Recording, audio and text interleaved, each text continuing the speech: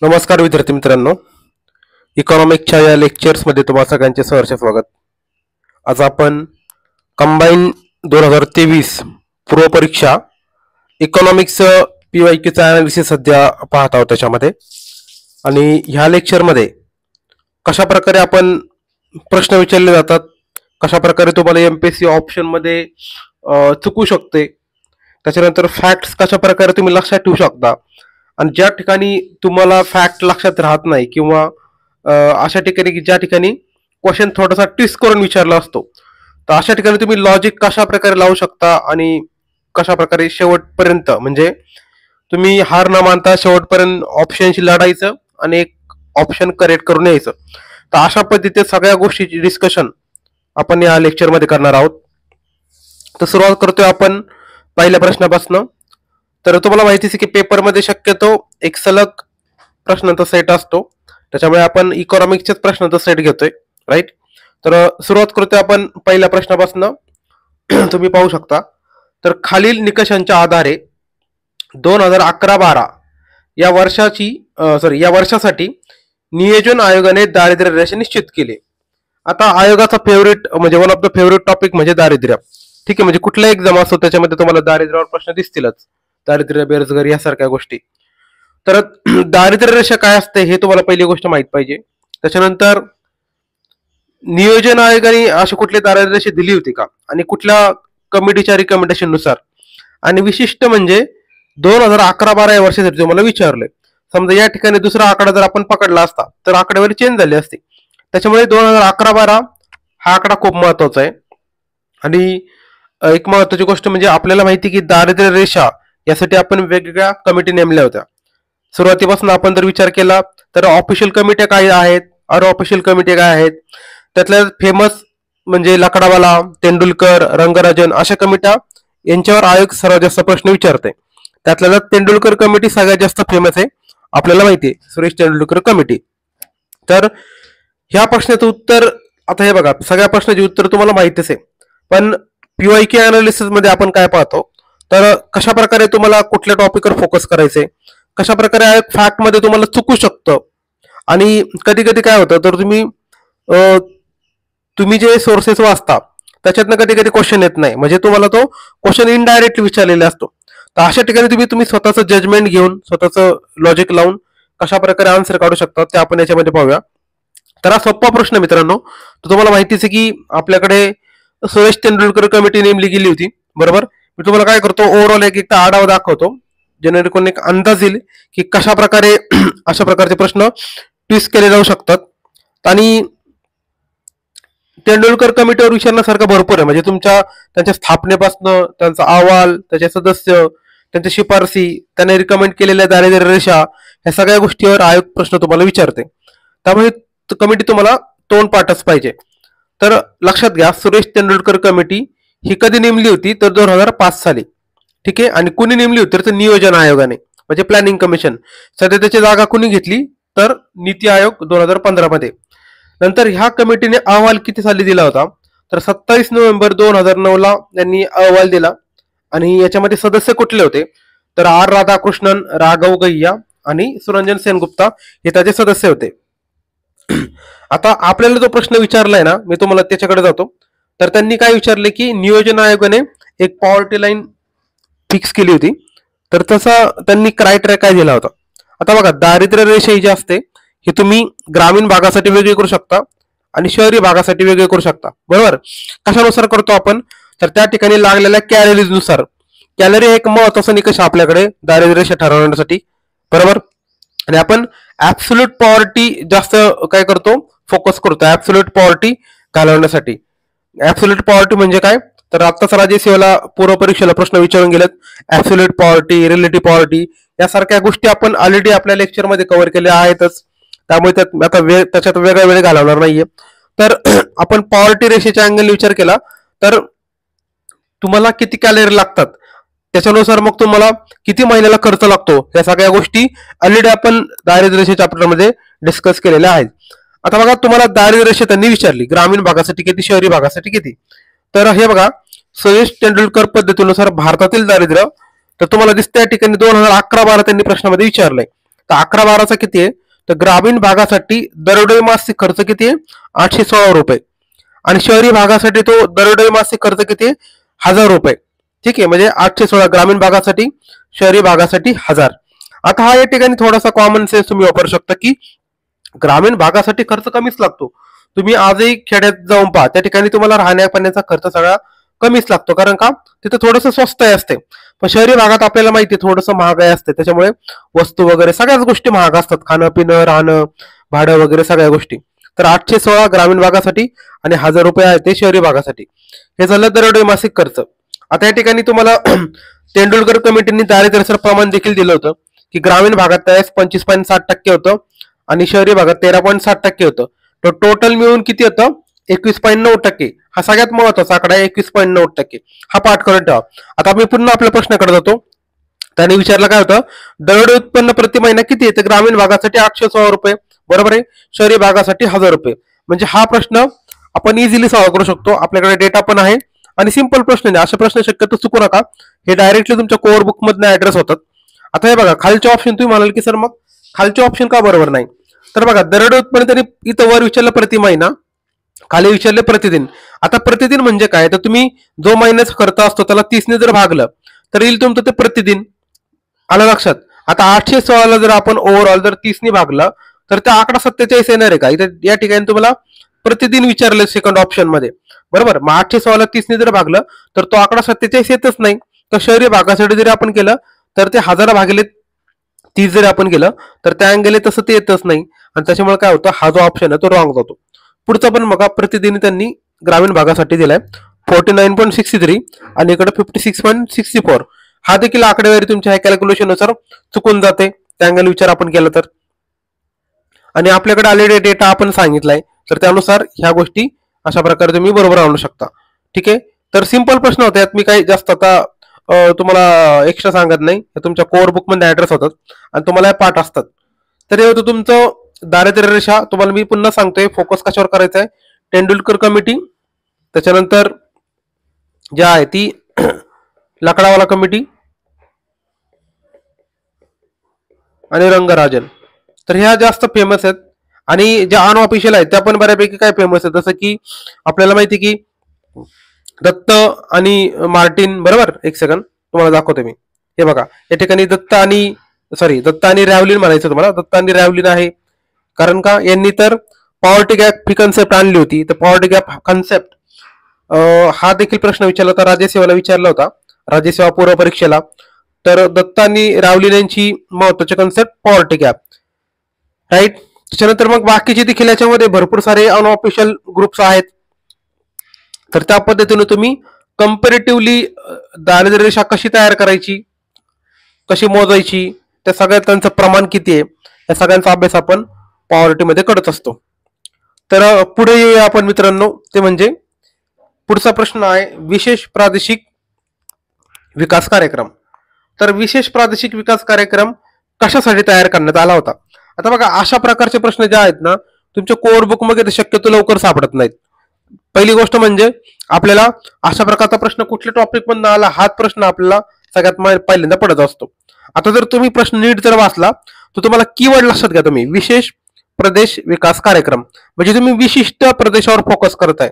विशिष्ट म्हणजे कुठला, की ज्याच्यामध्ये काहीतरी प्रॉब्लेम आहे, बरोबर का, आपण त्याला फोकस करतो ना, राईट. तसं एखादं दिव्यांग बालक असेल आपण त्याला स्पेशल ट्रीटमेंट देतो, बरोबर. तर त्या हिशोबाने एखादा विशेष प्रदेश असेल म्हणजे नेमकं त्याच्यामध्ये काय असेल, तुम्हाला काय वाटतं. आता नॉर्मल प्रदेश म्हणजे कसा असतो, सपाट प्रदेश असतो, त्याला कनेक्टिव्हिटी चांगल्या प्रकारे असते, आलं लक्षात, सगळ्या सोयी सुविधा बऱ्यापैकी अवेलेबल असतात.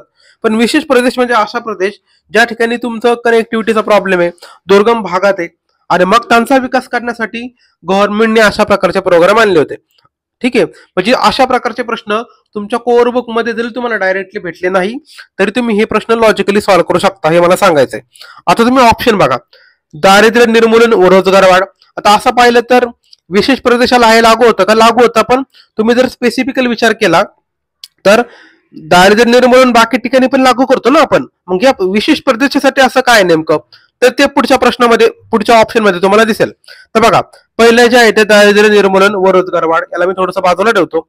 नंतर हे डोंगराळ आणि आदिवासी भागाचा विकास.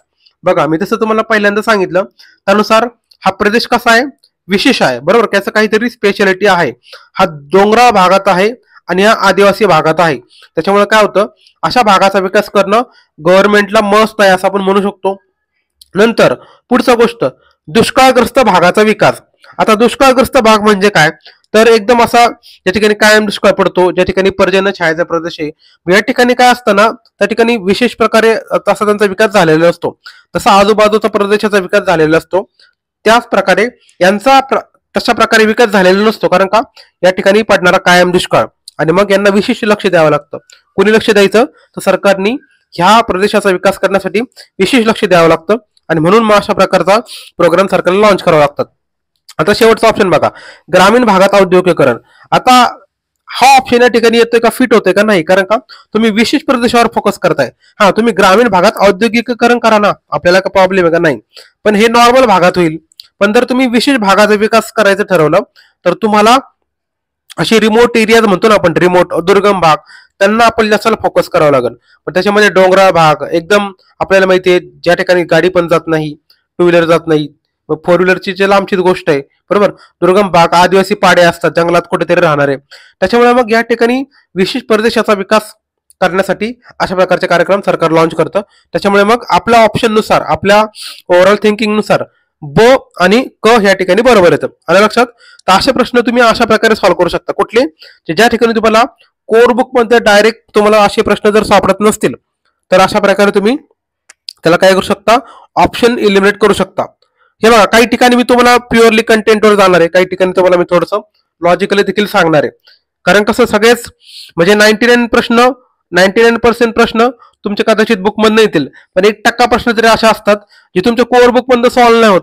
त्यामुळे या ठिकाणी तुम्हाला थोडंसं काय करावं लागतं, आउट ऑफ द बॉक्स विचार करून, किंवा मग त्या क्वेश्चनच्या पॅटर्ननुसार विचार करून आन्सर करावं लागतं. तर हा होता दुसरा प्रश्न. दुसरा प्रश्न झाल्यानंतर आपण तिसऱ्या प्रश्नाकडे येऊया. तिसरा प्रश्न असा आहे की राजकोषीय नीतीची साधने कुठली. राजकोषीय नीती म्हणजे काय, तर फिस्कल पॉलिसी. तर गव्हर्नमेंट ज्या प्रकारे तुमच्यासाठी बजेट जारी करतं, टॅक्स लावतं, ह्या सगळ्या गोष्टी तुमच्या फिस्कल पॉलिसीमध्ये येतात. आता बऱ्याच विद्यार्थ्यांना कन्फ्युजन होतं की फिस्कल पॉलिसी आणि मॉनिटरी पॉलिसीमध्ये काय फरक आहे.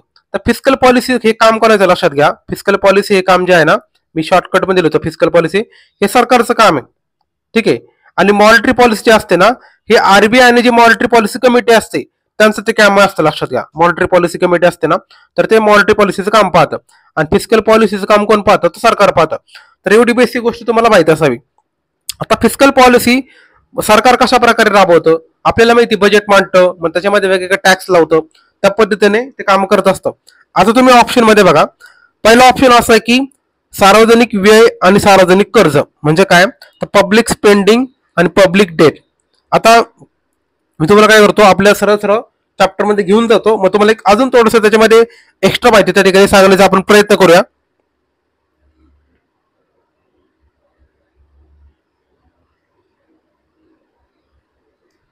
ठीक आहे. आता हे बघा, हा आपला सार्वजनिक वित्ताचा चॅप्टर आहे. या ठिकाणी मी तुम्हाला दाखवतो की सार्वजनिक वित्ताची व्याप्ती काय असते, म्हणजे सार्वजनिक वित्तामध्ये नेमकं काय काय येतं. तर पब्लिक फायनान्स हा जो टॉपिक आहे, त्याच्यामध्ये आपण पाहतो की पब्लिक रेव्हेन्यू येतो, म्हणजे सार्वजनिक महसूल येतो. नंतर सार्वजनिक खर्च येतो, म्हणजे पब्लिक एक्सपेंडिचर येतो. नंतर सार्वजनिक कर्ज बरोबर म्हणजे पब्लिक डेट येतं. नंतर वित्तीय धोरण म्हणजे फिस्कल पॉलिसी असते, आणि फिस्कल मॅनेजमेंट म्हणजे वित्तीय व्यवस्थापन असतं. हे सगळं पब्लिक फायनान्सचा पार्ट आहे.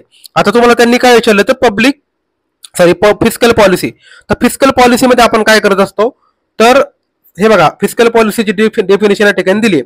थोडक्यामध्ये सार्वजनिक वित्त अंमलात आणताना, म्हणजे आपण हे सगळ्या आपण गोष्टी पाहिल्या, जे आहे ना पब्लिक फायनान्स, यांना अंमलात आणण्यासाठी सरकारने जे काही धोरणात्मक निर्णय घेतलेत त्यांना आपण काय म्हणतो, राजकोषीय धोरण असं म्हणतो. आता सगळ्या गोष्टी ज्या आहेत आपण ऑलरेडी चॅप्टर मध्ये कव्हर केलेल्या आहेत. तर फिस्कल पॉलिसीमध्ये मेन तुमचं काम काय, म्हणजे सरकारचं काम काय, तर सरकारने खर्च करायचा, कोणावर खर्च करायचा, आपल्यावर खर्च करायचा. त्यासाठी आपले सरकार बजेट मांडलेलं असतं, आणि सरकार तुम्हाला काय करतंय, खर्च करते तुमच्यावर. आणि दुसरं म्हणजे सरकार कर्ज देखील घेत असतं. सरकार कर्ज कशासाठी घेतं, तर सरकारला समजा पैसा कमी पडला तर सरकार काय करतं, मार्केटमध्ये कर्ज उचलतं. तर खर्च आहे, कर्ज आहे, या सगळ्या गोष्टी तुम्हाला आता वर्ड चार्ट मध्ये तुम्हाला दाखवला. बघा, सरकार महसूल गोळा करते, मी सरकार तुमच्याकडनं पैसा गोळा करते, नंतर सरकार खर्च करते तुमच्यावर, नंतर सरकारला समजा पैसा कमी पडला मग तुमच्याकडनं पैसा घेते कर्ज कशाच्या स्वरूपात, टॅक्सच्या स्वरूपात, पण तो कमी पडला की सरकार काय करते तर कर्ज घेते मार्केटमधून. नंतर फिस्कल पॉलिसी, हे तर प्रॉपर पॉलिसी म्हणजेच आता आपण मागाशी डेफिनेशन पाहिली की हे सगळे चांगले चांगले डिसिजन आहेत ते निर्णयात आणण्यासाठी अंमलात आणण्यासाठी जे काही सगळे डिसिजन सरकार घेतं ते सगळं आपण फिस्कल पॉलिसीमध्ये इन्क्लूड करतो. आणि फिस्कल मॅनेजमेंट म्हणजे काय, हे सगळं वित्तीय व्यवस्थापन. मी पुन्हा पुन्हा प्रश्न येतो बघा, पब्लिक स्पेंडिंग म्हणजे सरकार जे काय खर्च करत ते आणि सरकारने घेतलेलं सगळं कर्ज. नंतर आता पुढचा ऑप्शन बघा, डेमोक्रेसी अँड फेडरल स्ट्रक्चर. आता याचा आणि फिस्कल पॉलिसीची काय डायरेक्ट संबंध आहे का, नाही. हे डेमोक्रेसी म्हणजे लोकशाही आणि फेडरल स्ट्रक्चर म्हणजे संघराज्यात्मक रचना. मराठी वाचल्याचं वाचून दाखवतो. लोकशाही आणि संघराज्यात्मक रचना हे लक्षात घ्या पॉलिटीचा पार्ट आहे. ही फिस्कल पॉलिसीचा काही संबंध नाही याच्याशी. ठीक आहे, आपण इकॉनॉमिकच्या अँगलने क्वेश्चन सॉल्व्ह करतोय, तर हा प्रश्न पहिल्यांदा हा ऑप्शन पहिल्यांदा इलिमिनेट करायचा. नंतर पुढचं बघा, कर रोपण आणि अंदाजपत्रक. आता हा तसा पाहिला तर खूपच टेक्निकल शब्द दिला मराठीमध्ये, तुम्ही सरळ सरळ त्याला टॅक्सेशन म्हणा. म्हणजे सरकार जो टॅक्स लावतो तुमच्यावर त्याला म्हणायचं टॅक्सेशन. सरकार टॅक्स लावतो ना बजेट नंतर, बरोबर का. तुम्ही पाहिलं असेल की सरकार ज्यावेळेस फायनान्स बिल मांडतं तर फायनान्स बिल मध्ये त्याच्यामध्ये टॅक्स किती लावणार ते सांगितलेलं असतं, तर त्याच्यामध्ये टॅक्सेशन आपण कन्सिडर करतो. आणि नंतर बजेट, तर आपल्याला माहिती सरकार आपल्याला पहिल्यांदा काय करतं, अर्थसंकल्पीय भाषण असतं, जे काही अर्थमंत्री असतात ते अर्थसंकल्पीय भाषण करतात, मग बजेट मांडतात आणि जे काय असेल त्या गोष्टी होत राहतात. तर बजेट आपल्याला माहिती आहे वर्षभर लागणारा जो खर्च आहे तो आपण बजेटमध्ये मांडत असतो. तर हे ऑब्व्हियसली ऑप्शन तुमचा असणारच आहे. जे बघा, पब्लिक स्पेंडिंग आपल्या आन्सरमध्ये पाहिजे, टॅक्सेशन आणि बजेट आपल्या आन्सरमध्ये पाहिजे. आता पुढचा ऑप्शन बघा, पार्लमेंट अँड ऍडमिनिस्ट्रेशन. आता पार्लमेंट आणि ऍडमिनिस्ट्रेशन हा खूप वेग टॉपिक, लक्षात घ्या. अशा प्रकारचा ऑप्शन आला की पहिल्यांदा एलिमेंट मारायचा. हा वेग ऑप्शन आहे आणि तुमच्या फिस्कल पॉलिसीला डायरेक्ट कनेक्ट करतोय का, नाही. त्यामुळे हा ऑप्शन देखील काय होईल या ठिकाणी एलिमेंट होईल. तुमच्याकडे काय राहतात फक्त बी आणि सी, म्हणजे बी आणि सी तुमचं करेक्ट आन्सर आहे. आलं लक्षात. तर अशा प्रकारे तुम्ही फिस्कल पॉलिसीची साधने कुठली असं जर तुम्हाला विचारलं, हे बघा आता हा जर चॅप्टर तुम्ही जर प्रॉपरली आपल्या बॅचमध्ये स्टडी केलेला असेल तर तुम्हाला सगळ्या गोष्टी लक्षात येतील. ठीक आहे, तर तुमच्यापैकी कुणी जर डायरेक्टली हे PYQ अनालिसिस बघत असेल तर कदाचित त्यांना हा जो टॉपिक आहे तो 90% कळेल. ज्यांना 100% हे सगळे मी जे PYQ सध्या सांगतोय त्यांना समजून घ्यायचे असतील त्यांनी सगळ्यांनी आपले सगळे लेक्चर बघा, इकॉनॉमिक्सचे जेवढे सगळे लेक्चर असतील ना ते सगळे बघा. ते प्रॉपर तुम्हाला मी लॉजिक ट्रिक जे काय तुम्ही म्हणाल ते सगळ्या अँगली तुम्हाला मी एक्सप्लेन केलेले आहेत. त्याच्यामुळे तुम्हाला हा प्रश्न आता मी एवढं एक्सप्लेन करायची गरज पण नव्हती. पण तुमच्यापैकी कसं असतं, आता काहींचं कसं असतं की त्यांना फक्त PYQ पाहिजे असतात, मग त्यांच्यासाठी आपण या सगळ्या गोष्टी एक्स्ट्रा माहिती सांगत असतो, राईट. नंतर पुढचा प्रश्न येतो म्हणजे उज्ज्वल डिस्कॉम ऍश्युरन्स योजना. आता हा प्रश्न एकदम मी म्हणायचं पंचायत कॅटेगरी मधला प्रश्न आहे. आता उज्ज्वल डिस्कॉम ऍश्युरन्स योजना कशासाठी आणली होती, नेमकं त्याचा पर्पज काय होता, या सगळ्या गोष्टी. आता तुम्ही ऑप्शन बघा, केंद्र सरकार, ठीक आहे, राज्य सरकार, महाराष्ट्र विद्युत बोर्ड आणि जीवन विमा निगम. तर पहिली गोष्ट म्हणजे उज्ज्वल डिस्कॉम इन्शुरन्स योजना अशा प्रकारची स्कीम शक्यतो लक्षात घ्या कुठले बोर्ड आणत नाही. त्यामुळे पहिला ऑप्शन हा पहिला एलिमेंट होणार. मी पहिल्यांदा तुम्हाला थोडंसं लॉजिक सांगतो, मग आपण फॅक्च्युअल अँगलने जाऊया. कुठले बोर्ड शक्यतो अशा प्रकारची स्कीम आणत नाही, हे काम कोणाचं असतं, सरकारचं असतं. योजना वगैरे ह्या गोष्टी सरकार लागू करत असतं. नंतर LIC वगैरे, LIC वगैरेच्या लक्षात घ्या, तुम्ही पॉलिसी ऐकल्या असतील म्हणजे जीवन विमा पॉलिसी वगैरे अशा प्रकारचे ते स्कीम वगैरे आणत नाही शक्यतो, त्यांच्या पॉलिसी असतात, विमाच्या पॉलिसी असतात. त्यामुळे जीवन विमा देखील गेलं. आता तुमचं कन्फ्युजन होतं केंद्र सरकार की राज्य सरकार, तो ऑब्व्हियसली कन्फ्युजन होणं साहजिकच आहे, राईट. आता तुम्हाला काय करतो मी, सरळ सरळ तुम्हाला मी डेटाकडे घेऊन जातो, कंटेंटकडे घेऊन जातो, मग तुम्हाला एक अंदाज येईल, राईट. एक सेकंड.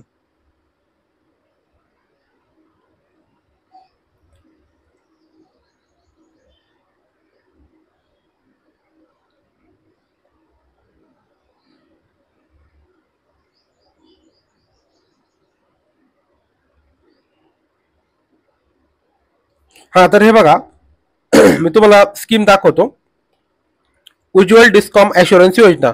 आता ही जी स्कीम आहे ना ही 2015ला आली होती. आता कशासाठी आली होती तर उज्ज्वल डिस्कॉम, डिस्कॉम म्हणजे काय तर आपल्याला माहित असेल की ज्या वीज वितरण कंपन्या असतात, ठीक आहे, यांचं काम काय तर जे काही वीज आलेले असेल ते डिस्ट्रीब्यूट करायचे. यांना प्रॉब्लेम काय झाला मित्रांनो, यांची वीज बिल जी आहेत ना खूप थकली, बरोबर. कारण कसं आहे, बरेचसे कस्टमर वीज बिल भरत नाही, शेतकरी पण वीज बिल भरत नाही, काही काही इंडस्ट्री पण वर्षानुवर्ष वीज बिल थकवतात. त्याच्यामुळे यांना वीज ज्या आहे ना विजेचे जे बिल असतात ते रिकवर होत नाही. मग ह्या कंपन्या काय होतात, तर तोट्यामध्ये जातात. तोट्यामध्ये गेल्यामुळे काय होतं, मग यांना कर्ज घ्यावं लागतं, कोणाकडनं, बँकाकडनं कर्ज घ्यावं लागतं. आणि एक वेळ अशी येते की बँका पण यांना कर्ज द्यायला नकार देतं, कारण का यांचं आधीच कर्ज खूप थकलेलं असतं. मग अशा ठिकाणी काय होतं ना, सरकार इंटरव्हेन करतं. कारण का, विचार करा, ही 20 सारखी गोष्टी आहे ना, ही इसेन्शियल आहे. लक्षात घ्या, इसेन्शियल सर्व्हिस आहे, ही अत्यावश्यक सुविधा आहे. साधी गोष्ट लक्षात घ्या, 1 मिनिट लाईट गेली की आपल्याला कसं होतं, म्हणजे मुंबईमध्ये असं म्हणतात की 1 मिनिट लाईट गेली की तुमचा 1000 कोटीचा लॉस होतो. म्हणजे 1000 कोटीचा लॉस विचार करा मुंबई सारख्या ठिकाणी, राईट. मग त्यामुळे विचार करा, जर संपूर्ण भारतामध्ये जर 1 मिनिट लाईट गेली तर भारताचा किती मोठा लॉस होईल. त्याच्यामुळे वीज ही खूप अत्यावश्यक गोष्ट आहे. आणि अशा ठिकाणी मग सरकारला काय करावं लागतं, हस्तक्षेप करावा लागतो. कशासाठी, तर ह्या ज्या कंपन्या काय म्हणू शकतो आपण, दिवाळखोर बनायला आल्या. दिवाळखोर म्हणजे काय, डिफॉल्ट होण्यासाठी. त्यांच्यावर एवढं कर्ज झालंय, त्यांचा खर्च निघत नाही, या कंपन्या दिवाळखोर होतात. मग या ठिकाणी मग सरकारने इंटरव्हेन करण्यासाठी ही स्कीम आली, ती म्हणजे उज्ज्वल डिस्कॉम ॲश्युरन्स योजना. तर त्याला शॉर्टकटमध्ये उदय असं आपण म्हणतो. तो उदय लक्षात ठेवा, 5/11/2015 स्कीम आली होती आणि सेंट्रल गव्हर्नमेंटने आणली होती. लक्षात घ्या, कारण केंद्र सरकार अशा ठिकाणी इंटरव्हेन करू शकतं आणि स्टेट गव्हर्नमेंट अशा ठिकाणी इंटरव्हेन करायला त्यांच्याकडे तेवढे फिजिकल कॅपॅसिटीज नसते. लक्षात घ्या, कारण विचार करा, यांची खूप कोटीमध्ये कर्ज थकलेले असतात. अशा ठिकाणी सरकारकडे, केंद्र सरकारकडे पैसा भरपूर असतो आणि स्टेट गव्हर्नमेंटकडे एवढा पैसा नसतो. तुम्ही या ठिकाणी अशा प्रकारचं लॉजिक लावू शकता. ठीक आहे, तर उज्ज्वल डिस्कॉम इन्शुरन्स योजना जी आहे ही केंद्र सरकारने आणली होती, राज्य सरकारने नाही. ठीक आहे, तर हे अशा प्रकारचं तुम्ही सिंपल लॉजिक लावून देखील सॉल्व्ह करू शकता. या ठिकाणी तुम्हाला माहितीच असलं पाहिजे असं काही नाही. हा, जर तुम्हाला जर या ठिकाणी इयर विचारलं असलं तर मी म्हटलं असं तुम्हाला फॅक्च्युअली पाठ पाहिजे, पण असे प्रश्न शक्यतो चुकून देऊ नका. कॉमन सेन्स तुम्ही क्वेश्चन सॉल्व्ह करू शकता. या ठिकाणी राज्य सरकारचा रोल शक्यतो कमी असतो, कारण स्कीम वगैरे शक्यतो तुम्ही पाहिलं असेल, केंद्र सरकारच्या स्कीम भरपूर जास्त असतात आणि त्याच्यानंतर मग राज्य सरकार काय करतं, त्याच्या पूरक अशा स्कीम महाराष्ट्रामध्ये लॉन्च करत असतं किंवा मग त्या राज्यामध्ये लॉन्च करत असतं. राज्य सरकारच्या स्कीम शक्यतो कमीच असतात, राईट.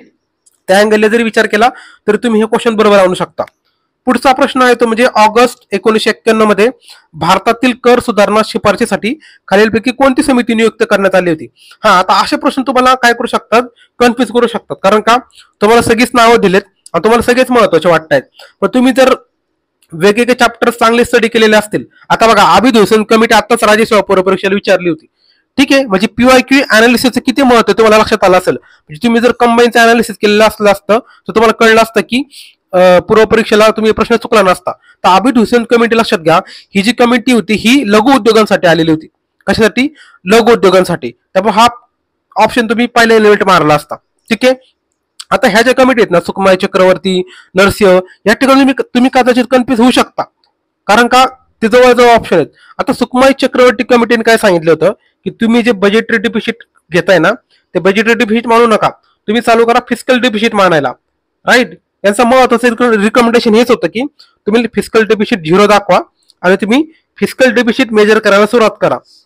कारण का फिस्कल डिफिसिट तुमचं जे काही तुमचं ओव्हरऑल बजेट असतं त्याचं प्रॉपर डिफिसिट चांगलं दाखवत नाही, म्हणजे जे तूट असते ना ते चांगल्या प्रकारे दाखवत नाही. त्याच्यामुळे तुम्ही फिस्कल डिफिसिट वापरायला सुरुवात करा, असं सुकमाई चक्रवर्ती कमिटीने सांगितलं होतं. आता तुम्हाला काय करतो, सरळ या सगळ्या कमिटी दाखवतो आपल्या सरळ चॅप्टरमध्ये, तुम्हाला एक अंदाज येईल. आपण चॅप्टरमध्ये कमिटी एकदम कम्पॅरेटिव्ह फॉर्मॅट मध्ये घेतल्यात, तुम्हाला एक अंदाज येईल. आता टॅक्स रिफॉर्म बघा, टॅक्स रिफॉर्म हा जो आपला टॉपिक आहे भारतामधील कर सुधारणा, त्याच्यामध्ये आपण 2 प्रकारच्या सुधारणा पाहिल्या होत्या. 1991 पूर्वीची सुधारणा आणि दुसऱ्या तुमच्या 1991 नंतरच्या सुधारणा. तर याच्यामध्ये तुम्हाला प्रश्न तो विचारलाय तो राजाचलय कमिटी बघा, 1991, यांना भारतीय कर सुधारणाचे जनक देखील म्हटले जातात. कोणाला, राजाचलय, कारण काही भरपूर साऱ्या कर सुधारणा सुचवल्या होत्या आणि त्या भारताने इम्प्लिमेंट देखील केल्या. तर ही कमिटी तुम्हाला विचारलेली आहे प्रश्नामध्ये बघा की ऑगस्ट 1991 मध्ये कर सुधारणा शिफारशीसाठी खालीलपैकी कुठली समिती नेमली होती, राईट. एवढा महत्वाची व्यक्ती असेल तर त्याचा प्रश्न विचारच ना आयोग. बघा 91 ला ही समिती होती, ती कमिटी कशा संदर्भात होती, प्रत्यक्ष आणि अप्रत्यक्ष कर सुधारण्यासाठी. आता त्यांनी काय रिकमेंडेशन दिले आता आपण हे लेक्चर मध्ये घेणार नाही, कारण आपलं पीओकेचे लेक्चर आहे, राईट. तर आपल्याला क्वेश्चन बरोबर आणायचे त्या अँगलने आपण डिस्कशन करतोय. आता तुम्ही बाकीचे ऑप्शन बघा, नरसिंह कमिटी, सुकमाई चक्रवर्ती कमिटी. तर नरसिंह कमिटी देखील आयोगाची फेमस आहे, पण ती तुम्हाला टॅक्स मध्ये दिसेल का, टॅक्स मध्ये शक्यतो कमी दिसते. तुम्हाला शक्यतो कुठे दिसते तर ती बँकिंग वगैरे सारख्या ठिकाणी दिसते, फायनान्स सेक्टर, बँकिंग सेक्टर, तुम्हाला त्या ठिकाणी दिसते. हे बघा टॅक्सेशन कमिटी कुठल्या त्या नंतरच्या, चेलय कमिटी आहे, रेखी कमिटी आहे. ठीक आहे, एक सेकंड, चेलाई कमिटी आहे, रेकी कमिटी आहे, नंतर विजय केळकर कमिटी आहे, शोम कमिटी, पार्थ सारथी शोम फुल नाव आहे त्यांचं, शोम कमिटी, ईश्वर कमिटी, नंतर खाली एवढं आहे अशा प्रकारे. आणि एक्क्याण्णवपूर्वीची कमिटी जर म्हटलं तर जॉन मथाई, निकोलस कॅल्डॉर. कॅल्डॉर खूप महत्वाचे, कारण यांनी सांगितलं होतं की नवीन कर लावा, जसं की संपत्ती कर, भांडवली लाभ कर, देणगी कर आणि मालमत्ता कर रद्द करायला सांगितला. हे देखील आयोगाचे फेमस टॉपिक आहे, म्हणजे कमिटी आहे, याच्यावर देखील आयोगाने प्रश्न विचारलेला आहे, निकोलस कॅल्डॉर. ठीक आहे. नंतर याच्यापैकी अजून कुठली म्हणजे ARC आपल्याला माहिती, यांनी आयकर लवाद म्हणजे टॅक्स ट्रिब्युनल स्थापन करायला सांगितलं होतं. वांचू कमिटी, LK झा कमिटी, राजा चेलाई कमिटी. तर ह्या सगळ्या कमिटी आहेत. पण यातली 91 नंतरची महत्वाची म्हटलं तर चेलाई कमिटी, कारण का यांना भारतीय कर सुधारणाचे जनक म्हटलं जातं. त्यांनी आतापर्यंत जेवढ्या सुधारणा तुम्हाला सांगितल्या त्या. तर अशा प्रकारे फॅक्च्युअल क्वेश्चन होता. आणि तुम्हाला सांगितले की नरसे कमिटी तुम्ही शक्यतो कुठं पिक्चरमध्ये येते, बँकिंग फायनान्स त्या ठिकाणी जास्त महत्वाची होती. चेलाई कमिटी टॅक्सेशन, त्यांना सुधारणांचे जनक म्हटलं गेलंय. त्याच्यामुळे असा प्रश्न शक्यतो चुकून देऊ नका. ठीक आहे, फॅक्च्युअली मान्य करतो मी, पण तुम्ही माहित असेल की आबिद हुसेने लघुउद्योगासाठी विचारले गेले होते. सुकमाई चक्रवर्ती तुम्हाला सांगितले मी की बजेटसाठी खूप महत्वाचे होते. बजेटसाठी त्यांनी सांगितलेले रिफॉर्म्स, आणि मग तुमचं राजा चेलाई आन्सर येते. तर असा थोडक्यात ऍप्रोच तुम्ही वापरू शकता. म्हणजे सगळ्याच प्रश्नांसाठी तुम्हाला सगळेच फॅक्ट पूर्णपणे पाठ हवेत असं नाही, पण पाठ असले तर बेटरच आहे. म्हणजे मी म्हणेल की तुम्ही पहिल्यांदा फॅक्टच्या बेसिसवर जा, कंटेंटच्या बेसिसवर जा. हे तुम्हाला मी सांगतोय, मी काय तुक्केबाजी करायला सांगत नाही. मी तुम्हाला सगळ्या गोष्टी, सगळ्या प्रश्नांचा अभ्यास करून सांगतोय की आबिद हुसेन आपल्याला माहिती की लघु उद्योगासाठी होती, एम नरसिंह बँकिंग आणि फायनान्ससाठी महत्वाचे आहे, सुकमाई चक्रवर्ती फिस्कल डेफिसिट त्यांनी रिकमेंड केला होता. तर अशा गोष्टी. नंतर पुढचा प्रश्न आपण पाहूया. यानंतर पुढचा प्रश्न पाहतोय तो म्हणजे 2011-12 मध्ये श्रमशक्तीमध्ये स्वयंरोजगार, नियमित रोजगार आणि प्रासंगिक रोजगार यांचा हिस्सा काय होता. पुन्हा सांगतो. What was the share of self employed, regular employees and casual labours in total work force in 2011-12 और 2011-12. तर अशा प्रकारचे प्रश्न देखील तुम्हाला सांगतो की सिंपल कॅटेगरीत आहेत, आणि कोर बुक मध्ये शक्यतो असे प्रश्न तुम्हाला डायरेक्टली ऍड्रेस होत नाही. अशा ठिकाणी तुम्हाला थोडंसं काय करावं लागतं, डोकं लावावं लागतं. जर तुम्ही आपले इकॉनॉमिक्सचे लेक्चर पाहिले असतील तर मी बऱ्याच लेक्चरमध्ये तुम्हाला या गोष्टी सांगितलेल्या आहेत की भारत, लक्षात घ्या, भारताची इकॉनॉमी कशी आहे, इनफॉर्मल आहे. इनफॉर्मल म्हणजे काय, अनौपचारिक. आपल्याकडे फॉर्मल इकॉनॉमी कमी आहे, आपल्याकडं जो औपचारिक म्हणतो ना तशा प्रकारची सिस्टीम कमी आहे. म्हणजे प्रॉपर डॉक्युमेंटेशन, रेकॉर्ड्स, त्याच्यानंतर औपचारिक म्हणतो ना त्या पद्धतीची एम्प्लॉयमेंट, ह्या गोष्टी आपल्याकडे कमी आहेत. राईट. जसं की कॉर्पोरेट फील्ड मधले जॉब, सरकारी नोकऱ्या ह्या कमी आहेत आपल्याकडं. आणि बरीचशी जनता आपली कुठे आहे तर सेल्फ एम्प्लॉयड आहे. आणि सगळ्यात जास्त वाटा कोणाचा तर शेतीचा आहे, बरोबर. तर शेतीचा वाटा सगळ्यात जास्त आहे. शेतीचा वाटा जवळपास ऑन अन ऍव्हरेज 50% मानला जातो, पण जर एक्झॅक्ट म्हटलं तर 45%. राईट. तर 50% जनता तर आपली शेतीमध्येच आहे. मग त्या अँगलने जर विचार केला तर मग बाकीची जनता किती राहणार ना अशी. तर तुम्ही सरळ ऑप्शन मध्ये बघा की स्वयंरोजगार जे आहेत ना 52%, नियमित 18%, प्रासंगिक 30%. आता ह्या तिघांमध्ये फरक काय, स्वयंरोजगार म्हणजे काय, स्वतःचं काम स्वतः करणार आणि पैसे कमवणार. नंतर नियमित रोजगारवाले म्हणजे काय, ज्यांना प्रॉपर सॅलरी भेटते, त्यांना रेग्युलर पगार भेटतोय, त्यांना प्रॉपर लेबर लॉज वगैरे लागू आहेत, म्हणजे फॉर्मल एम्प्लॉयमेंट म्हणू शकतो आपण त्या पद्धतीने. आणि प्रासंगिक म्हणजे काय तर कॅज्युअल लेबर म्हणजे काय, फक्त ठराविक काळापुरतं काम, त्यांचं कॉन्ट्रॅक्ट संपलं, त्यांचा सीझन संपला, जे काय असेल ते त्याच्यानुसार त्यांचं काम बंद होऊन जातं. हे झालं तुमचे कॅज्युअल लेबर. कॅज्युअल मध्ये आपण काय घेऊ शकतो, गिग वर्कर्स घेऊ शकतो. गिग वर्कर्स म्हणजे काय, एखादा डिलिव्हरी बॉय असेल, झोमॅटो, स्विगीसाठी काम करणारा, राईट, असे कॅज्युअल वर्कर झाले. तर यांचं प्रमाण 30% आहे. आता तुम्ही ऑप्शन मध्ये जर पाहिलं तर मी तुम्हाला सांगितलं होतं की स्वयंरोजगार किती तुमचे 52%. आता खालच्या ऑप्शन मध्ये बघा स्वयंरोजगार 30%. पण शेतीची जनता आपल्याकडे विचार करा 45% जर असेल तर हा आकडा एवढा कमी येईल का, नाही. म्हणजे स्वयंरोजगार आपल्या 30%च्या खाली 30% नसणारच ना. तुम्हाला सांगितले मी आता की शेतीचा वाटा जवळपास 45% आहे. मग एवढा आकडेवारी कमी असेल का आपली स्वयंरोजगारमध्ये, नाही. त्याच्यामुळे अशा ऑप्शन एलिमिनेट होणार. राईट. नंतर पुढचा बघा की स्वयंरोजगार 20%, हा तर त्याच्यापेक्षा खराब आकडा आहे. म्हणजे 20% तेवढं कमी नाहीच आपला स्वयंरोजगार. शेतीचा सरळ तुम्ही आकडा लक्षात ठेवला ना की आपली भारतातली निम्मी जनता शेतीमध्ये काम करते, तर तुमचा पहिलाच ऑप्शन मध्ये तुम्ही बरोबर घेऊन जाणार. हा, तुम्हाला सगळे ऑप्शन वाचायचे, म्हणजे तुम्ही हवेत गोळीबार करू नका की आलाय प्रश्न मारला तो कसा करू नका. तुमच्या समोर ऑप्शन आहे, तुम्ही सगळ्या गोष्टी, आपण हे सगळ्या गोष्टी लेक्चरमध्ये पाहिल्यात. मी बऱ्याच लेक्चरमध्ये या गोष्टी सांगितल्यात की आपल्याकडे रोजगाराचं कसं प्रमाण आहे, राईट. त्याच्यामुळे या ठिकाणी ते पूर्ण इकॉनॉमिकचे तुम्हाला बॅच डिस्कस करण्याचा अर्थ नाही. मला थोडक्यात सांगायचंय की असे प्रश्न तुम्ही जे काही पूर्ण इकॉनॉमिक्स समजा एकदा स्टडी करून झालं की असे क्वेश्चन तुम्ही डायरेक्ट सॉल्व्ह करू शकता. या ठिकाणी तुम्हाला कुठलं बुक वाचायची गरज पडत नाही. तर हे होतं तुमचं 26वा प्रश्न. पुढचा प्रश्न आपण पाहतो म्हणजे खाद्य तेलांवरील मिशन राष्ट्रीय खाद्य तेलांवरील राष्ट्रीय मिशन तेल पाम हे कधी सुरू करण्यात आलं. आता अशा प्रकारचे प्रश्न आहेत मित्रांनो, थोडे फॅक्च्युअल आहेत, राईट. आणि अशा प्रकारचे प्रश्न टॅकल करण्यासाठी तुम्हाला थोडासा डेटा माहित असावा लागतो, म्हणजे थोडीशी आकडेवारी माहित असावी लागते. आता बघा, ही जी स्कीम आहे ना, कुठली, national mission on edible oil palm, हे बघा NMEO ऑइल पाम असं त्याचं शॉर्टकटमध्ये आपण म्हणू शकतो. ही स्कीम कधी आणली होती, तर जवळजवळच्या आकडेवारी तुम्हाला दिली, ऑगस्ट 20, ऑगस्ट 19, ऑगस्ट 22 आणि ऑगस्ट 21. आता याच्यापैकी तुक्काबाजी करायला ठिकाणी चान्स नाही, तुक्काबाजी करायची पण नाही आपल्याला. तर सरळ आपल्याला आपल्या नॉलेजच्या बेसिसवर जायचंय. तर ही स्कीम मित्रांनो लक्षात घ्या, ही स्कीम आणली होती ऑगस्ट 2021ला. आता स्कीम आणली कशासाठी होती, तर आपल्याला माहिती की आपण खाद्यतेलासाठी कशावर अवलंबून आहे, आपण डिपेंड आहे बाहेरच्या कंट्रीजवर. कारण का आपल्याकडे जेवढं प्रोडक्शन होतं ना, आपण जवळपास तेवढंच आयात करतो. म्हणजे जवळपास आपल्याला समजा 100 लिटर तेल लागत असेल तर जवळपास आपण 40 लिटर अजून आयात करतो. त्याच्यामुळे काय होतं ना, आपल्याला म्हणावं तसं तेल पुरत नाही. आणि आपल्याकडे जनता भरपूर आहे, लोकसंख्या भरपूर आहे, आणि मग आपल्याला बाहेरच्या कंट्रीकडनं म्हणजे इंडोनेशिया वगैरे सारख्या कंट्रीकडनं ते आयात करावं लागतं. तिकडं आपल्याला माहितीये त्या ठिकाणी पाम वगैरेचे फील्ड खूप मोठ्या प्रमाणात, शेती भरपूर मोठ्या प्रमाणात तिकडे केली जाते.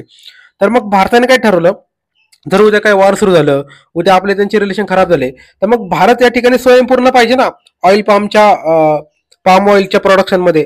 तर मग भारताने याच्यामध्ये स्वतःचं प्रोडक्शन वाढवण्यासाठी, कल्टिवेशन वाढवण्यासाठी, स्वयंपूर्ण होण्यासाठी ही स्कीम आणली होती. आणि त्यांचं टार्गेट काय, तर 2025-26 पर्यंत भारतामध्ये पाम ऑइलचं प्रोडक्शन वाढवणे. अशा प्रकारे ते ओव्हरऑल स्कीम चालू आहे. आणि याच्यामध्ये ही जी स्कीम सध्या चालू आहे ना, ते जवळपास 15 राज्यामध्ये चालू आहे. 15 राज्यच का, संपूर्ण भारत का नाही, असं पण तुम्हाला प्रश्न येऊ शकतो. तर तुम्ही कॉमन सेन्स वापरा. ऑइल पाम जे आहेत ना, कुठून काढतो आपण, पाम ऑइल कुठून काढतो आपण, पामच्या याच्यापासून, पिकांपासून. पण पामला ठराविकच प्रकारचं वातावरणाला सध्या सूट करतं. कारण बघा ना तुम्ही, इंडोनेशिया सारखं जे वातावरण आहे त्या ठिकाणी गरमी पण भरपूर आहे, पाऊस पण भरपूर पडतोय. म्हणजे त्यांना थोडक्यात थोडंसं विषुवृत्त प्रकारचं तापमान त्यांना लागत असतं. आणि तशा प्रकारचं वातावरण संपूर्ण भारतात असेल का, तर नाही. म्हणून फक्त 15 राज्यामध्ये तशा प्रकारे भारतामध्ये ही स्कीम सध्या इम्प्लिमेंट आहे. जवळपास 21.75 लाख हेक्टर एवढं प्रकारचं एरिया ते कव्हर करते. किती, 21.75 लाख हेक्टर, राईट. एक्स्ट्रा माहिती तुम्ही लिहून घ्या जर तुम्हाला शक्य वाटत असेल की तुम्हाला माहिती महत्वाची वाटते. एक्स्ट्रा गोष्टी कधी कधी कामाला येतील. तर स्कीम कधी चालू झाली, ऑगस्ट 2021ला. हे आपल्यासाठी महत्वाचं आहे एक्झामच्या अँगलने. हा, बाकीच्या गोष्टी तुम्हाला सांगितलं की 2025-26 पर्यंत तुम्हाला ती स्कीम लागू ठेवायची. जवळपास सध्या 15 राज्यामध्ये ते लागू आहे. आणि आपलं पाम ऑइलचं प्रोडक्शन वाढवायचे, अशा प्रकारे त्याच्यामध्ये ऑब्जेक्टिव्ह आहेत. नंतर पुढचं आहे ते म्हणजे पीक विविधीकरण कार्यक्रम 2013-14 पासून कशाची उपयोजना म्हणून राबवण्यात आला. आता एक प्रोग्राम दिला तुम्हाला या ठिकाणी आणि विचारले की ती स्कीम नेमकं कुठल्या स्कीमचा सब स्कीम आहे, म्हणजे उपयोजना आहे. आता हा प्रश्न जो आहे करण्यासाठी तुम्हाला काही महत्वाच्या स्कीम माहिती पाहिजेत. आता ऑपरेशन ग्रीन या ठिकाणी येईल का, नाही. राष्ट्रीय कृषी विकास योजना आहे का, तर ही स्कीम लक्षात घ्या, ही खूप महत्वाची स्कीम आहे. आणि याच्यामध्ये सरकारने खूप सारे चेंजेस केलेत. म्हणजे आधीची स्कीम जी होती ना, RKVY, राष्ट्रीय कृषी विकास योजना, तिलाच नाव चेंज करून आता केले RKVY रफ्तार. रफ्तार म्हणजे काय, स्पीड मध्ये, आता सगळं फास्ट मध्ये करायचं आपल्याला, राईट. रफ्तार म्हणजे एकदम वेगामध्ये करायचंय. ही स्कीम पहिल्यांदा जी स्कीम आणली होती ना, तर ती जवळपास 2007च्या आसपास आणली होती. नंतर 10 वर्षांनी 2017च्या आसपास त्याच्यामध्ये पुन्हा चेंजेस केलेत. तुम्हाला काय करतो, ती स्कीम दाखवतो, त्याच्यावर तुम्हाला एक अंदाज येईल की कशा प्रकारे सरकारने त्याच्यामध्ये वेगवेगळ्या स्कीम ऍड केलेल्या आहेत.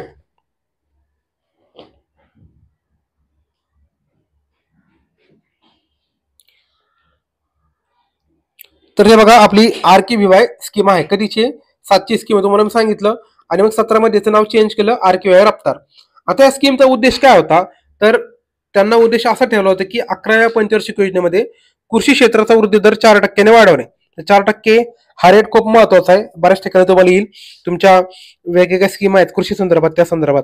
त्याच्यानंतर त्यांनी पुढे ती स्कीम 12व्या पंचवार्षिक योजनेमध्ये देखील चालू ठेवली आणि 17 मध्ये त्याचं नाव चेंज केलं, आर.की. व्यवहार रफ्तार ठेवलं. याच्यामध्ये केंद्र सरकार 100% निधी देतं, राईट.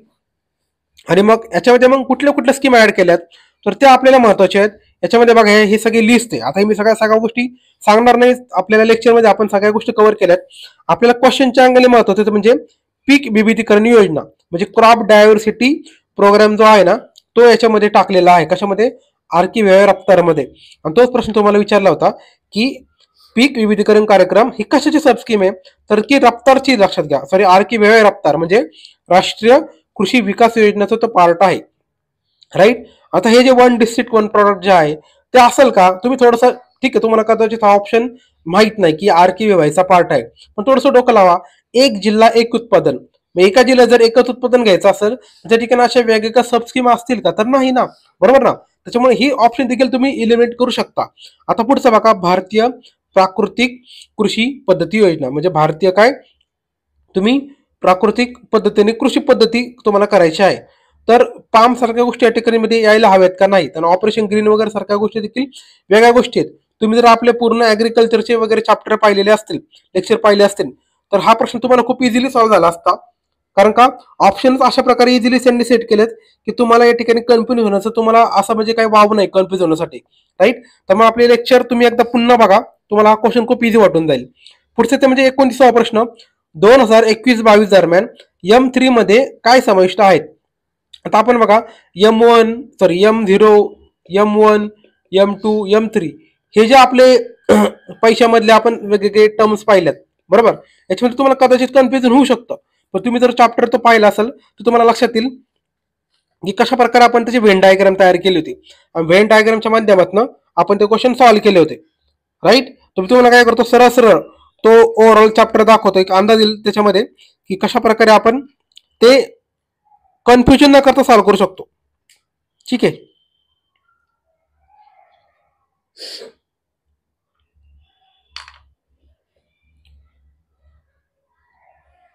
तर लक्षात घ्या, या ठिकाणी मी तुम्हाला सांगत होते की आपला जो पैसा आणि चलनवाढचा चॅप्टर आहे त्याच्यामध्ये आपण या सगळ्या गोष्टी कव्हर केल्यात, मनी आणि इन्फ्लेशन. तर रेडी गटानुसार काय झालं होतं ना, हे जे क्लासिफिकेशन आहे M0 M1 M2 जे वाटेवर या सगळ्या गोष्टी नंतर चेंज झाल्या होत्या रेड्डी कार्यगटानुसार. तर त्याच्यामध्ये आपण मग पायाभूत पैसा, उच्च क्षमता पैसा, पैशाचा पुरवठा या सगळ्या गोष्टी आपण स्टडी करत असतो. तर व्हेन डायग्रामवरून तुम्हाला लक्षात येईल की M0 M1 M2 M3 या सगळ्या गोष्टींचा आपण असा कम्पॅरेटिव्ह जर स्टडी केला तर लक्षात राहील. तुम्हाला विचारलंय काय, M3 विचारलंय. आता हे सर्कल बघा, जे सर्कल आहेत ना, हा जो पहिला सर्कल आहे हा वाला बघा, हा आहे तुमचा M0, ठीक आहे. आता मी कलर चेंज करतो. त्याच्यानंतर हा जो सर्कल आहे ना हा आहे तुमचा M1, ठीक आहे. त्याच्यानंतर पुढचा आपण घ्या, तुमचा पुढचा सर्कल जो आहे ना तो आहे तुमचा M2 आणि शेवटचा जो सर्कल आहे तो आहे M3, ठीक आहे. तर एक सेकंद, हा, तर M3च्या अँगलने विचार आपण केला तर त्यांनी विचारलंय काय ऑप्शन मध्ये, आपण पुन्हा जाऊया. त्यांनी विचारले की पोस्ट ऑफिस बचत बँक ठेवी, नंतर पोस्ट ऑफिस एकूण ठेवी, नंतर बँकेकडील मुदत ठेवी आणि बँकेकडील मागणी ठेवी, राईट. तर मुदत ठेवी काय प्रकार असतो? मुदत ठेवी म्हणजे काय, टर्म डिपॉझिट. तुम्ही काय करता, RD FD करता, त्याला आपण म्हणतो टर्म डिपॉझिट्स. दुसरं असतात मागणी डिपॉझिट्स. मागणी डिपॉझिट्स म्हणजे काय, तर डिमांड डिपॉझिट्स म्हणजे काय, तुम्ही समजा बँकेत पैसे ठेवला आणि तुम्ही उद्या लगेच जाऊन काढला तर बँक तुम्हाला काय म्हणणार आहे का नाही, कारण तुम्ही डिमांडनुसार त्यासाठी तुम्ही अकाउंट काढले ना. डिमांड डिपॉझिटचे पुन्हा 2 टाईप असतात, सेव्हिंग अकाउंट आणि करंट अकाउंट. तर तुम्ही शक्यतो आपलं आम आदमीचं जे असतं ना शक्यतो सेव्हिंग अकाउंट असतं, आणि जे बिझनेसवाले लोक असतात त्यांचं करंट अकाउंट असतं. तर त्याच्यामध्ये तुम्ही पैसा कधी काढू शकता, हा त्याला लिमिटेशन असतात ऑब्व्हियसली. करंटवाल्यांना शक्यतो नसतात, सेव्हिंगवाल्यांना शक्यतो लिमिटेशन असतात, ठीक आहे. तर डिमांड डिपॉझिट ते झाले. पण टर्म डिपॉझिट मध्ये काय करता, तुम्ही एकदा पैसा ठेवला की ते 4-5 वर्षासाठी ते लॉक होऊन जातात, राईट. तुम्हाला मध्ये ते काढता येत नाही, काढलं तर त्याला फाईन लागतो. आणि मग त्या ठिकाणी तुम्ही काय करता, तर त्या ठिकाणी तुम्ही काय करत असता, तर ह्या सगळ्या गोष्टी टर्म डिपॉझिट त्याच्यानंतर डिमांड डिपॉझिट स्टडी करत असता. आता त्यांनी प्रश्न विचारलाय काय तो बघा की M3 मध्ये नेमकं काय येते. तर तुम्ही M3 जर ओव्हरऑल सर्कल पाहिला तर बघा, बँकांमधील आपल्याला घेतलं की बँकांमधील आपण दोन्ही प्रकारच्या ठेवी घेतल्यात की 1 वर्षापेक्षा जास्त काळाच्या ठेवी घेतल्यात आणि डिमांड डिपॉझिट देखील घेतलेल्या आहेत. बघा, बँकांच्या मागणी ठेवी आणि मुदत ठेवी. राईट, म्हणजे दोन्ही प्रकारच्या गोष्टी याच्यामध्ये येतात. हा जर चॅप्टर तुम्ही ओव्हरऑल चांगल्या प्रकारे स्टडी केला असेल, आपल्या लेक्चरमध्ये आपण कव्हर केलेला आहेच, तर हा प्रश्न देखील इझी कॅटेगरीमध्ये होता. कारण बघा, पोस्ट ऑफिस तुम्हाला कुठे याच्यामध्ये दिसतंय का? Post office, right. या ठिकाणी कुठे तुम्हाला पोस्ट ऑफिसच्या ठेवी तुम्हाला दिसत नाही डायग्राम मध्ये. आणि हा प्रश्न इझी कॅटेगरी म्हणेल मी. कारण का? तर डायरेक्टली सिलेबस मधनं कोर बुक पण 10 क्वेश्चन डायरेक्टली टॅकल होते. याचा आन्सर आहे बँकांकडील मुदत ठेवी आणि बँकांकडील मागणी ठेवी. याचा क आणि ड आन्सर आहे.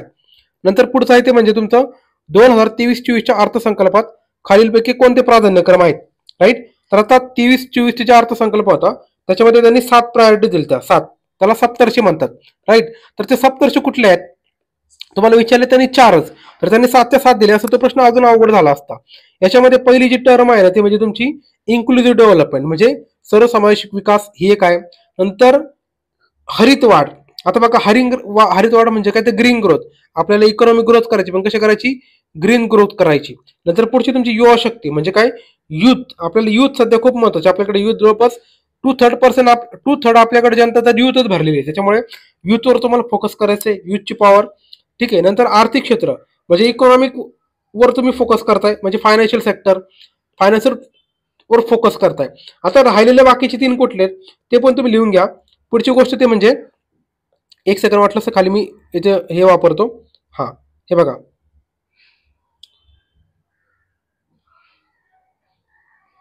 तर बघा या ठिकाणी लिहू शकतो आपण रिचिंग द लास्ट माईल. हा एक महत्वाचा factor. Reaching the last mile म्हणजे काय? शेवटपर्यंत पोहोचणे. आलं लक्षात? सोसायटी मधल्या शेवटच्या पार्टपर्यंत पोहोचले, शेवटच्या भागापर्यंत पोहोचणे एक महत्वाचं आहे. नंतर इन्फ्रास्ट्रक्चर आणि इन्व्हेस्टमेंट म्हणजे काय? पायाभूत सुविधा, इन्फ्रास्ट्रक्चर आणि इन्व्हेस्टमेंट, पायाभूत सुविधा आणि गुंतवणूक, हा एक महत्वाचा फॅक्टर आहे. राईट. त्याच्यानंतर अनलिशिंग दी पोटेन्शियल, पुढचा एक महत्वाचा फॅक्टर तो म्हणजे अनलिशिंग दी पोटेन्शियल म्हणजे काय? आपलं जे पोटेन्शियल आहे ना ते काय करायचं? त्याला वाव द्यायचा. थोडक्यात असे तुमचे टोटल 7 प्रायोरिटीज आहेत. कुठले कुठले? तर पहिले तुम्हाला सांगितलं सर्वसमावेशक विकास म्हणजे काय? Sustainable, inclusive development. नंतर हरितवाढ म्हणजे ग्रीन ग्रोथ, युवा शक्ती, युथ पॉवर, आर्थिक क्षेत्र, फायनान्शियल सेक्टर. नंतर रिचिंग द लास्ट माईल, शेवटच्या व्यक्तीपर्यंत, शेवटच्या घटकापर्यंत पोहोचणे. नंतर इन्फ्रास्ट्रक्चर आणि इन्व्हेस्टमेंट म्हणजे पायाभूत सुविधा आणि गुंतवणूक. आणि अनलिजिंग दी पोटेन्शियल म्हणजे आपलं स्वतःचं जे काय पोटेन्शियल आहे ते अचीव करायचं, त्या हिशोबाने. असे टोटल 7 सप्तर्षी होते. फॅक्च्युअल प्रश्न होता. राईट. पण तुम्ही जर इन्क्लुझिव्ह अप्रोच केला असला असता तर ऑल ऑफ देव सरळ सरळ आन्सर घेऊन गेला असता. पण शक्यतो ऑल ऑफ द बो हा ट्रेंड सध्या कमी होत चाललाय. पण तुम्ही तुमच्या अँगलने क्वेश्चन मार्क करू शकता. तसं पाहिलं तर हा कोरच्या अँगलने पण प्रश्न येतोय, करंटच्या अँगलने पण येतोय, बरोबर का? कारण हा करंट मध्ये देखील खूप होता. ठीक आहे. करंट देखील आणि सध्या आता स्टॅटिकचा पार्ट बनलाय तो, त्यामुळे तुम्ही दोन्ही अँगलने क्वेश्चन सॉल्व्ह करू शकत होता. नंतर पुढचा प्रश्न आहे तो म्हणजे 12व्या वित्त आयोगाच्या शिफारसीनुसार राष्ट्रीय आपत्ती निवारण निधीची योजना केंद्र आणि राज्यांच्या किती टक्के योगदानासह चालू ठेवण्याची शिफारस केलेली आहे? म्हणजे सिंपल भाषेमध्ये सांगतो, 15 फायनान्स कमिशन काय केलं की जे डिझास्टर मॅनेजमेंट असतं, बरोबर का, त्या संदर्भात काही प्रोव्हिजन केल्या होत्या आणि त्यांनी सांगितलं होतं की एवढ्या एवढा वाटा सरकार, केंद्र सरकार देणार आणि एवढ्या एवढा वाटा राज्य सरकार देणार. तर त्या अँगलनी त्या गोष्टी पाहायच्या होत्या. तर हा जो 12 वित्त आयोग आहे त्याच्यामध्ये बघा काय काय होतं नेमकं. तर एक महत्वाचा होता तो म्हणजे तुमचा नॅशनल कॅलॅमिटी रिलीफ फंड. त्याच्यामध्ये त्यांनी सांगितले होते की केंद्र सरकारचा ठराविक वाटा पाहिजे. आता असे प्रश्न शक्यतो बघा कॉमन सेन्स वापरायचं की केंद्र सरकारचा वाटा नेहमी जास्त असतो आणि स्टेटचा कमी असतो. मग विचार करा, सेंटरचा वाटा जर जास्त असेल तर तुमचं पहिला ऑप्शन इलिमेंट होईल 25-75. नंतर 50-50 पण इलिमेंट होईल, कारण का केंद्र सरकार नेहमी मोठा भाव असल्यामुळे तो पैसा जास्त देत असतो, त्यामुळे 50-50चा ऑप्शन पण गेला. आता तुम्ही कन्फ्युज होणार कुठं? 75 आणि इकडं 90-10 मध्ये. या ठिकाणी देखील तुम्ही जर आपले लेक्चर केलेले असतील, मी बऱ्याच ठिकाणी तुम्हाला लॉजिक देखील सांगितले, ट्रिक देखील सांगितली की लक्षात घ्या 90 हा जो आकडा असतो ना हा नॉर्थ ईस्ट वाल्यांसाठी असतो. कारण नॉर्थ ईस्ट वाले कसं आहेत, मागात भागात राहतात, मागास आहेत, त्यांना एवढं चालतं. कारण का सेंटर म्हणते की आम्ही 90 रुपये देतो, तुम्ही 10 रुपये द्या. मग ते म्हणतात ठीक आहे. अशा प्रकारे 90-10 हा जो रेशो असतो ना हा ईशान्य भागात चालतो, नॉर्थ ईस्ट भागामध्ये चालतो. राहिलेल्या भागामध्ये किती टक्के वाटा चालतो? एकतर 75-25 असतो किंवा 60-40 असा असतो. आता तुमच्या ऑप्शन मध्ये तुम्हाला जर हा प्रश्न बनवला असला असता ना, मी या ठिकाणी काय केलं असतं, तुम्हाला 90-10च्या जागी 60-40 ऑप्शन दिला असतं, तुम्हाला अजून कन्फ्युज केलं असतं. पण शक्यतो हा प्रश्न आयोगाने सिंपल बनवलाय. बघा दोन मी आधी लॉजिक सांगितलं की सेंटरचा वाटा जास्त आहे, त्याच्यामुळे हे पहिले ऑप्शन तर पहिले गेले. आणि शेवटचा तुम्हाला मी नॉर्थ ईस्ट साठी सांगितलंय, तो पण गेला. राहतं तुमचं फक्त 75-25. बघा ना, सिंपल प्रश्न आहे. अशा प्रकारे तुम्ही प्रश्न माहीत जरी नसेल ना, तरी क्वेश्चन सॉल्व्ह करू शकता. फक्त थोडंसं आपले जे ओव्हरऑल इकॉनॉमिकचे लेक्चर आहे तुम्ही प्रॉपर पहा. बरेच ठिकाणी तुम्हाला मी लॉजिक पण सांगितल्यात, ट्रिक्स पण सांगितलेले आहेत. नंतर पुढचं आहे ते म्हणजे तुमचा 32वा प्रश्न. तर 32वा प्रश्न बघा, UTGST. UTGST त्यांनी विचारले आणि IGST विचारले. तर त्यांनी आपण जीएसटी आपल्याला माहिती कधी आला होता, तर जीएसटी आपण चालू केलाय जवळपास 17 पासून. तर मी तुम्हाला काय करतो, जीएसटी तो ओव्हरऑल दाखवतो. एक सेकंड, मला एक अंदाज देता येईल तुम्हाला नेमकं जीएसटी मध्ये नेमकं काय काय होतं.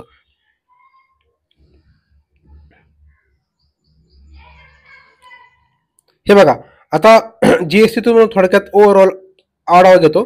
तर जीएसटी हा जो कर होता, आधीचे बऱ्यापैकी सगळे कर एका ठिकाणी मर्ज करून एक कॉमन कर आणण्यासाठी तो कर आणला होता. तर आता मला एकदम मी सिंपल भाषेत सांगतोय, कारण का आधीचे जे कर होते ना, त्याच्यामुळे काय होतं ना, धबधबा परिणाम व्हायचा, त्याला कॅस्केडिंग इफेक्ट म्हणतात.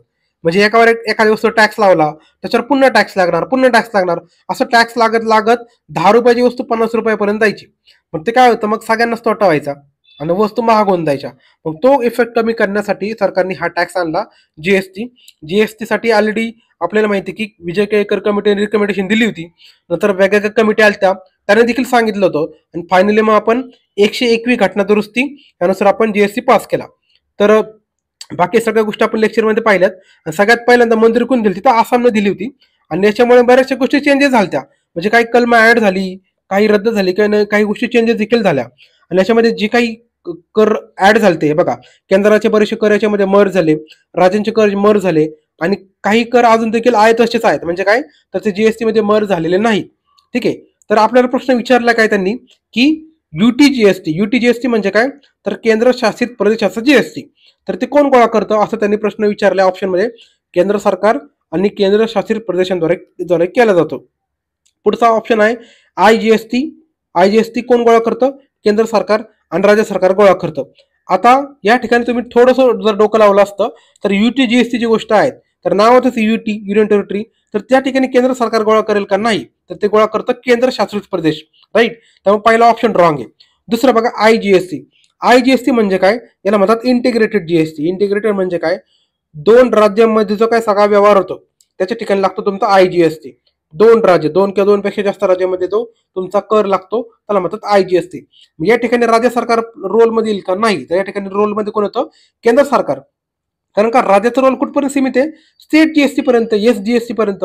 राज्यामध्ये जे व्यवहार होतात त्याच्यावर स्टेट जीएसटी लागतो, त्यापुरता राज्य सरकारचा स्कोप लिमिटेड आहे.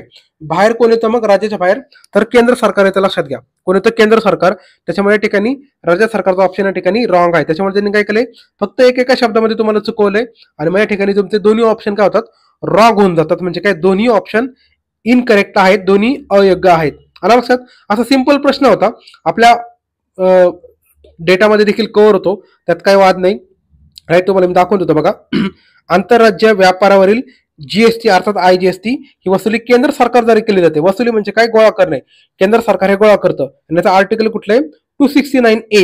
हे सगळे आर्टिकल वगैरे आपण सगळे लेक्चरमध्ये पाहिलेले आहेतच. राईट, जीएसटी तसा खूप मोठा टॉपिक आहे, तो ऑलरेडी आपण लेक्चरमध्ये डिटेलमध्ये कव्हर केलेला आहे. तर आता तो झाला तुमचा 32वा प्रश्न. पुढचा प्रश्न आहे तो म्हणजे 33वा प्रश्न. तर मानवी विकास निर्देशांकामध्ये बहुआयामी दारिद्र्य निर्देशांकांचे 3 आयाम कुठले. आता एकदम मी म्हणेल पांचट टॉपिक आहे, कारण का आयोगाचा फेवरेट आहे, लक्षात घ्या. आणि हा प्रश्न खूप सोपा आहे. जर तुम्ही एचडीआयचे तर 3 डायमेन्शन पाहिले तर 3 आहे त्याच्यामध्ये. कुठले आहेत, एक आहे तुमचा स्टँडर्ड ऑफ लिव्हिंग, लक्षात घ्या. राईट, दुसरं तुमचं काय, आरोग्य, आणि तिसरं तुमचं शिक्षण. राईट, तर ही 3 पॅरामीटर महत्वाचे आहेत. आता आयोगाने तुम्हाला काय केलंय, कन्फ्युज करण्यासाठी एक लय भारी ऑप्शन दिलाय, तो म्हणजे तुमचा कुठला, उत्पन्न. मी म्हणेल या ठिकाणी जर यांनी ऑल ऑफ द आन्सर दिला असताना ऑलमोस्ट बरीचशी जनता चुकली असते. कारण का, हा ऑप्शन तुम्हाला मी म्हणेल की हा प्रश्न थोडासा सोपा केलाय त्यांनी.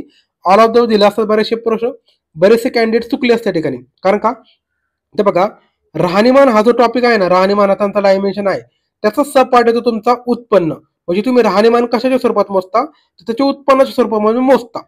ठीक आहे, त्याच्यामुळे या ठिकाणी फक्त आरोग्य, शिक्षण आणि तुमचं राहणीमान ह्याच गोष्टी या ठिकाणी आहेत. उत्पन्न आहे का नाही, त्यामुळं अकड आन्सर येईल. मी तुम्हाला काय करतो, तर तुमचा द्यायचं मी तुम्हाला टॉपिक दाखवतो, त्यामुळे तुम्हाला एक अंदाज येईल कशा प्रकारे ते आहेत.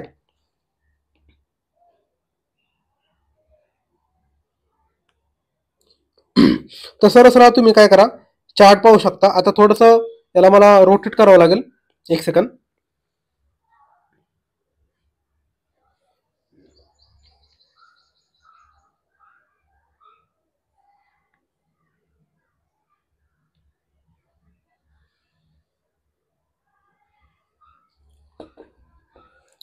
तर तुम्ही पाहू शकता की हे जे आहे ना HDI,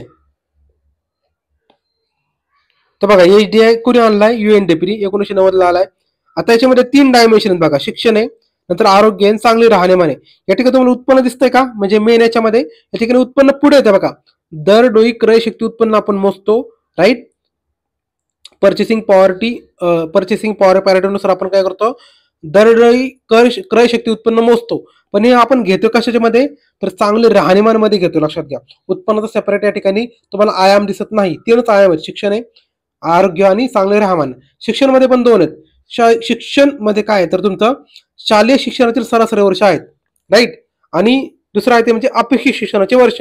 तर हे 2 याच्यामध्ये महत्वाचे तुमचे काय ते इंडिकेटर आहेत. कुठले कुठले आता सांगितले की शालेय शिक्षणातील सरासरी वर्ष आणि अपेक्षित शिक्षणाचे वर्ष हे शिक्षणामधले झाले. आरोग्यामध्ये आपण काय पकडतो, तर जन्मा वेळेचे सरासरी आयुर्मान पकडतो. आणि चांगले राहणीमान मध्ये आपण काय पकडतो, तर दर डोई क्रय शक्ती उत्पन्न आपण पकडतो. तर या तिघांचं काय करतात, जॉमेट्रिक मीन काढतात आणि तो झाला तुमचा HDI, राईट. तर हे सगळं तुम्हाला सगळ्या गोष्टी मी शिकवल्यात की भारताचं रँकिंग किती आहे, स्कोअर किती आहे, या सगळ्या गोष्टी आपण पाहिल्यात. पण हा प्रश्न थोडासा म्हणू शकतो की आयोगानं ट्विस्ट केलाय त्या ठिकाणी.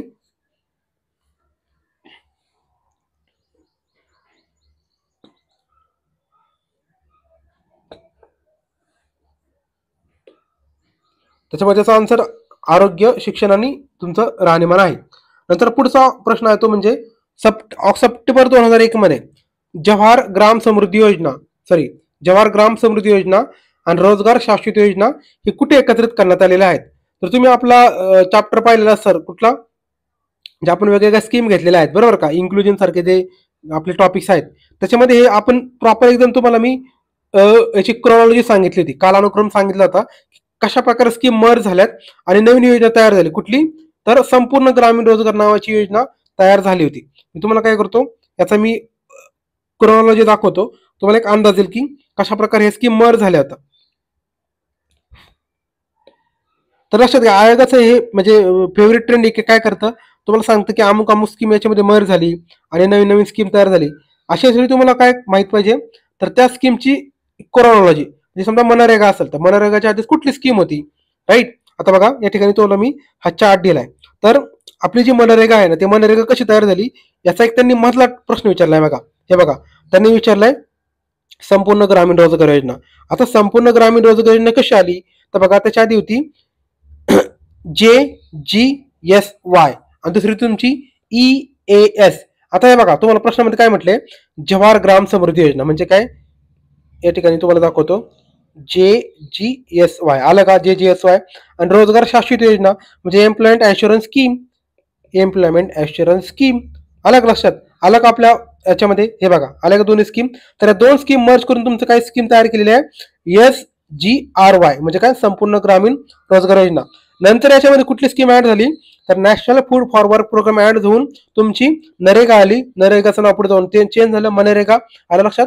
तशा प्रकारे मनरेगा अस्तित्वात आली होती, ठीक आहे. तर तुम्हाला विचारलं की मनरेगाची क्रोनॉलॉजी काय आहे, तर तुम्हाला सुरुवात करू शकता NREP पासून. NREP मध्ये RLGP ऍड झाली, नंतर ती JRY झाली, JRYचं नाव चेंज होऊन पुढे काय झाली, JGSY झाली, त्याच्यामध्ये EAS ऍड झाली. तर अशा प्रकारची क्रोनॉलॉजी तुम्हाला जर पाठ असेल ना, तर अशा प्रकारचे प्रश्न शक्यतो चुकत नाही. त्यामुळे आपल्या पुस्तकात ही क्रोनॉलॉजी पाठ करून ठेवा. शक्यतो असे प्रश्न कंबाईनला विचारले जातात, त्याच्यामुळे हे प्रश्न चुकणार नाही याची काळजी घ्या. सिंपल प्रश्न होता, जर तुम्ही कंटेंटमध्ये जर कव्हर केलेला असेल आपल्या पुस्तकातनं, तर एक अंदाज येऊन जातो तुम्हाला कशा स्कीम मर्ज झाल्यात, संपूर्ण ग्रामीण रोजगार योजना. कारण बघा ही स्कीम जी आहेत ना, ही स्कीम तुम्हाला कन्फ्युज करू शकते. कारण बघा, सुवर्ण जयंती ग्राम स्वरोजगार योजना, प्रधानमंत्री ग्रामोदय योजना, सुवर्ण जयंती शहरी रोजगार योजना. आता जर तसं जर आपण पाहिलं ना, तर या ठिकाणी बघा थोडंसं अजून एक डोकं लावू शकतो तुम्ही. या ठिकाणी शहरी रोजगारची योजना जी आहे ना, तर शहरी रोजगार आणि याचा काय संबंध येईल का कधी, बघा प्रश्नामध्ये तुम्हाला काय म्हटले, जवाहर ग्राम समृद्धी योजना दिले आणि खाली म्हटले शहरी रोजगार योजना. तर असे ऑप्शन देखील तुम्ही एलिमिनेट करू शकता, ठीक आहे. नंतर याच्यामध्ये अजून डोकं लावू शकतो तुम्ही, संपूर्ण ग्रामीण रोजगार योजना. तुम्ही संपूर्ण हे थोडंसं जर इन्क्लुझिव्ह शब्द वाटतो आपल्याला, की संपूर्ण तुम्ही स्कीम घेताय म्हणजे काय, आधीच्या स्कीम जर मर्ज केल्या समजा 1+1 म्हणजे तुम्ही काहीतरी संपूर्ण काहीतरी घेण्याचा प्रयत्न करताय, अशा प्रकारे देखील तुम्ही काय करू शकता, याला ऑप्शनला इलिमिट करू शकता जर तुम्हाला ऑप्शन म्हणजे जर डिटेल माहित नसेल तर. ठीक आहे, म्हणजे आपण दोन्ही गोष्टींनी पाहिलं, डेटाच्या नुसार पण देखील पाहिले आपण, थोडंसं आपण लॉजिकल देखील पाहिलेलं आहे. नंतर पुढचा आपण प्रश्न पाहूया म्हणजे वित्तीय जबाबदारी आणि अंदाजपत्र व्यवस्थापन कायदा 2003 अर्थात FRBM कायदा 2003 हा असं नमूद करतो की केंद्र सरकारने अमुक अमुक वर्षांपर्यंत महसुली तूट दूर करण्यासाठी योग्य उपाययोजना करणे आवश्यक आहे. आता FRBM कायदा आपल्याला माहिती आहे फेमस कायदा आहे, कशासाठी आणला होता, तर राज्य सरकार केंद्र सरकार जे काही खर्च करतं म्हणजे काय कर्ज घेऊन खर्च करतं ना, तर त्याच्यावर कुठेतरी लगाम लावण्यासाठी हा कायदा आणला होता. जेणेकरून काय येईल, केंद्र सरकारला एक काय दिलं जाईल, टार्गेट दिलं जाईल एफडीच्या बाबतीमध्ये. एफडी म्हणजे काय, तर फिस्कल डेफिसिट, आणि आरडीच्या बाबतीमध्ये म्हणजे काय, तर रेव्हेन्यू डेफिसिट म्हणजे महसुली तूट आणि वित्तीय तूट याचं एक त्यांना काय टार्गेट दिलं जातं केंद्र सरकारला आणि राज्य सरकारला, आणि त्यानुसार ते प्रयत्न करतील. तर त्याला त्यांनी डेडलाईन दिली होती, ठराविक डेडलाईन. डेडलाईन तुम्हाला माहित पाहिजे, डेडलाईन म्हणजे 2008-9, राईट. तरी डेडलाईन का महत्वाची, पण डेडलाईन कधीच फॉलो झाली नाही, कारण का सरकारने काही ना काही वेगवेगळी कारणं सांगितली आणि त्यानुसार ही डेडलाईन अजून अजून पुढे पुढे घेऊन चाललेले आहेत. त्यासाठी वेगवेगळे त्यांनी सुधारणा देखील केल्या. नंतर NK सिंग नावाची कमिटी देखील आली होती, आल्या लक्षात. त्याच्यामुळे त्याचे अजून काय म्हणू शकतो आपण, ही डेडलाईन आहे ना अजून थोडी पुढं पुढं पुढं असं ती चालू आहे. एक सेकंड मी तुम्हाला दाखवतो.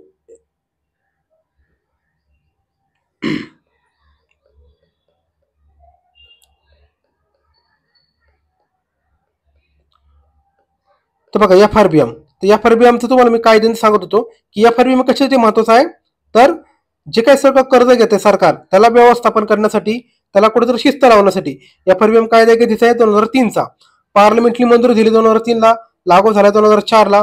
आणि याची उद्दिष्ट काय होती, तर ओव्हरऑल सांगितलं आता की शासकीय कर्जांचे व्यवस्थापन करणं हा महत्वाचा त्याचा फॅक्टर आहे, राईट. आणि याला टार्गेट पण दिले की 2008-9 पर्यंत यांना आपल्याला काय टार्गेट अचीव्ह करायचे. कुठले टार्गेट अचीव्ह करायचे, आपल्याला FD कमी करायचं 3% आणि RD कमी करायचं 0% हे त्यांना टार्गेट दिलेले होते, राईट. आणि मग त्यानुसार ते अचीव्ह करण्याचा त्यांनी प्रयत्न केला. त्यासाठी मग विजय केळकर कार्यगट देखील नेमला होता, बरोबर. तर अशा प्रकारे हे तुमचं हा जो क्वेश्चन होता कुठला, तर FRBM कायद्याचं त्यांनी जे टार्गेट दिलं होतं, सिंपल प्रश्न होता. मला टार्गेट विचारलंय ना, सिंपल प्रश्न होता या ठिकाणी, असं काही डिफिकल्ट नव्हता. तर तुम्ही कोर पुस्तकं नीट वाचले असतील, आपल्या लेक्चरमध्ये सगळ्या गोष्टी आपण चांगल्या प्रकारे कव्हर केलेल्या आहेतच, त्यामुळे काही प्रॉब्लेम नाहीच आहे, राईट. तर अशा प्रकारे ओव्हरऑल तुम्ही पाहू शकता की इकॉनॉमिक्सचे प्रश्न कशा प्रकारे तुम्ही फॅक्ट आणि लॉजिक दोन्ही प्रकारे सॉल्व्ह करू शकता. तर या ठिकाणी आपलं combine economics prelim question paper analysis 2023 या ठिकाणी संपलेला आहे. सगळ्या अँगले आपण घेण्याचा विचार केलेला आहे आणि त्या ठिकाणी तुम्ही नक्कीच, तुम्हाला हा प्रश्न जर आपल्या पुस्तकांना जर ऍटलिस्ट तुम्ही जर सगळ्या गोष्टी वाचल्या असत्या तर 15पैकी 15 येणं काहीच अवघड नव्हतं. आपले लेक्चर प्लस आपलं पुस्तक ह्या गोष्टी केल्या तर 15पैकी 15 येणं इझिली सहज शक्य होतं, लक्षात घ्या. ठीक आहे, तर या ठिकाणी आपण थांबूया.